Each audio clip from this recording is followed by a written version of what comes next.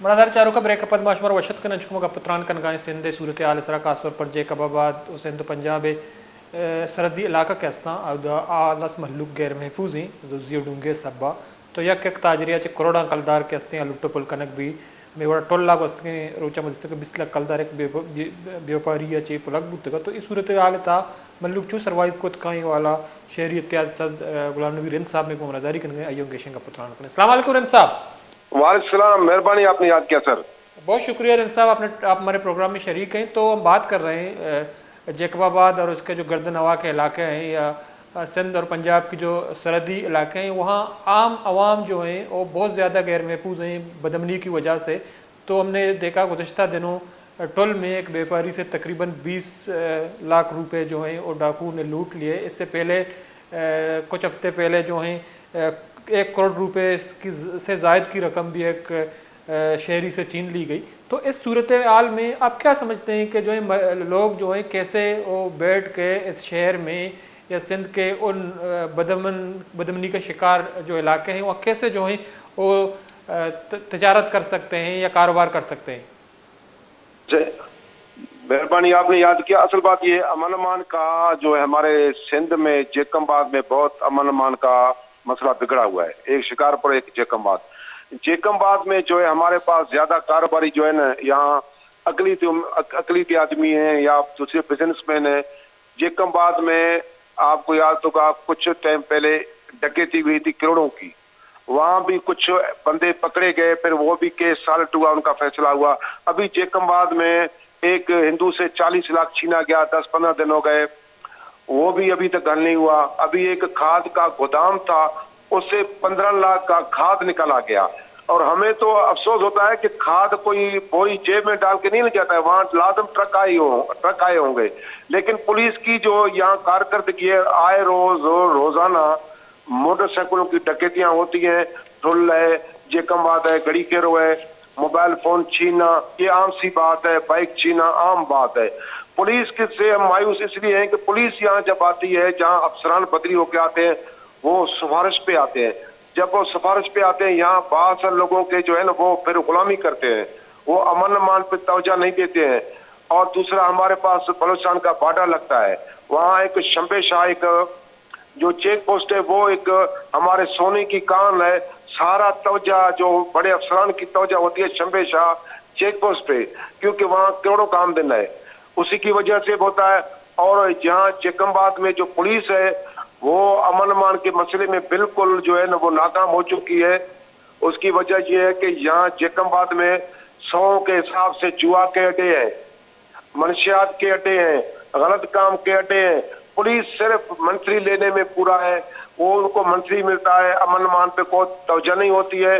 जब कोई शरीफ फंसता है तो उसके लिए प्रॉब्लम होते हैं। जेकमबाद की क्राइम की रिकॉर्ड जो ये है कि जेकमबाद सिटी में है, तो मेरे हिसाब में तकरीबन जो दुकानदार हैं, कारोबारी हैं, वो तकरीबन टैक्स भरते हैं बासरों को, क्योंकि पुलिस भी उनका है और यहाँ जो बासर लोगों की कंट्रोल में है। इसी वजह से जेकमबाद का अमन अमान का मसला तकरीबन खत्म हो चुका है। हम जेकमबाद में हमने ये देखा है कि यहाँ जब अफसरान आते हैं, बड़े बड़े अफसरान, वो बड़े लोगों की गाड़ियां ड्राइविंग करते हैं। जब बड़े अफसरान गाड़ियां ड्राइविंग करेंगे तो अमन अमान का मसला आप समझते हैं वो कुछ भी नहीं होगा। यहाँ ऐसे देहात है जहाँ जेकमबाद में हर तरीके का उनको सपोर्ट होता है, मनशियात वालों को कभी क्या काम होता है। पुलिस नाकाम हो चुकी है। मेरा मुतालबा यही है कि अफसरान, हमारे सिंध में बहुत अफसरान है, पुलिस के अच्छे अच्छे अफसरान भी हैं, अगर उनको अपनी कारकर्दगी के हिसाब से न्यूट्रल नहीं लाया जाए तो अमन अमान बहाल हो सकता है। वरना यहाँ जो बासर लोग हैं वो कुछ भी नहीं करते।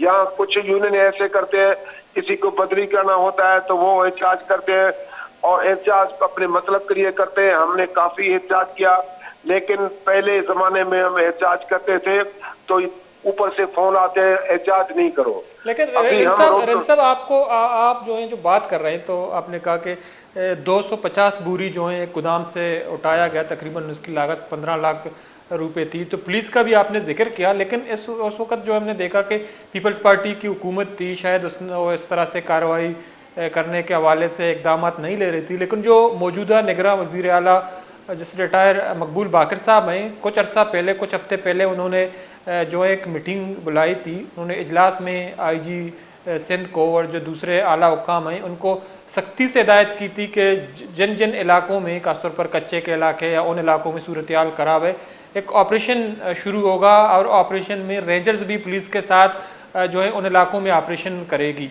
तो हमारे जो निगरान वज़ीर आला हैं सिंध के, वो एक बहुत ही शरीफ और ईमानदार इंसान है, तो क्या उनके अहकामात पे अमल दरामद नहीं हो रहा है? पुलिस अपनी मनमानी कर रहा है या रेंजर्स जो हैं उस ऑपरेशन में शरीक नहीं है? पुलिस जो है उन बत्ते में लगा हुआ है या लोगों को जो है उस हवाले से तहफ़्फ़ुज़ देने में नाकाम है? क्या वजह है? वजह ये है, देखो ना, सीएम बिल्कुल शरीफ आदमी से कोई शक नहीं है, वो अहकाम देते हैं। देखो अहकाम आईजी, डीआईजी, टीआईजी के पास आते हैं, एसपी के पास, ठीक है ना।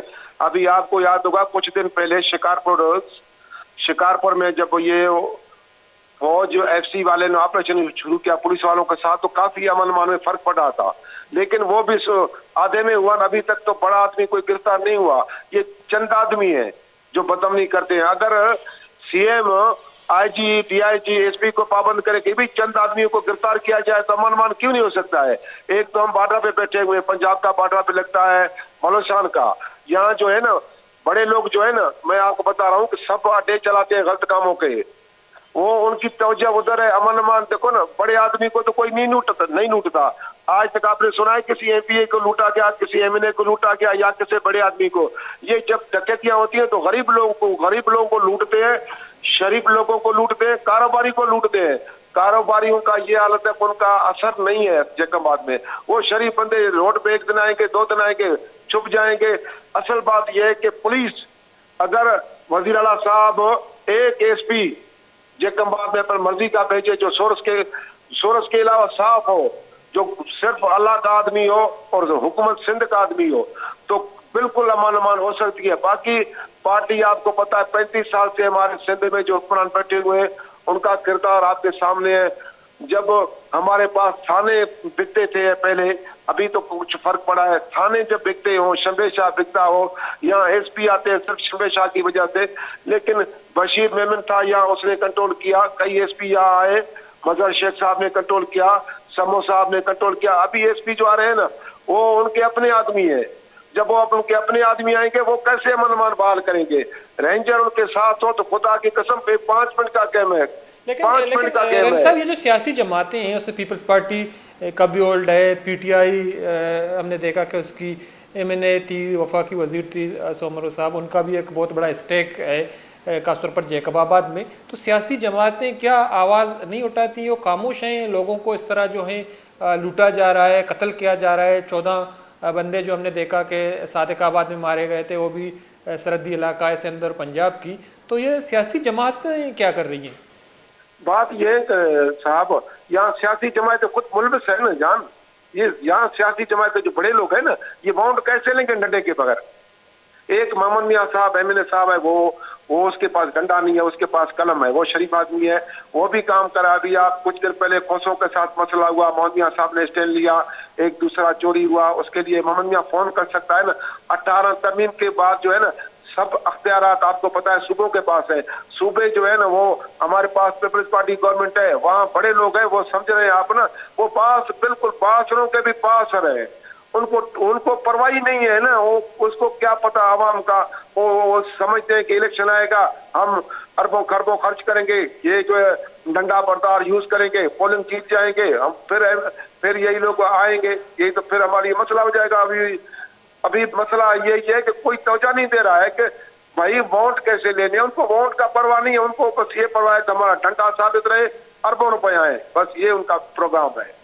ठीक है, बहुत बहुत शुक्रिया रिंद साहब ने टाइम निकाला हमारे प्रोग्राम में शरीक रहे। मड़दार चारू का गुलाम नबी रिंद साहब शहरी इत्याद सदर हैं चूँकि पुत्रान का नगाई कुछ हमेशा के पॉलिटिकल पार्टीज़ के अस्ता आनी किरदार पमेश के बोगा नहीं आवत मुलविस।